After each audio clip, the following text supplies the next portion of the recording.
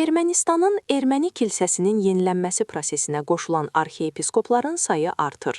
APA xəbər verir ki, bu barədə Ermənistan baş naziri Nikol Paşinyan Telegram hesabında bildirib.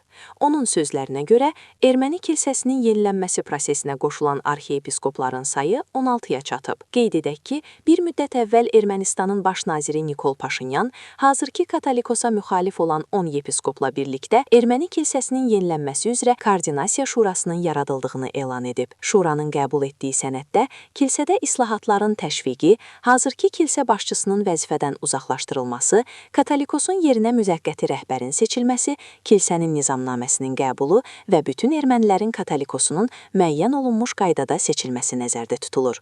Bundan sonra İrəvan küçələrində Ermənistan baş naziri Nikol Paşinyanın rəhbərliyi altında çoxsaylı insanın iştirakı ilə dini yürüyüş keçirilib.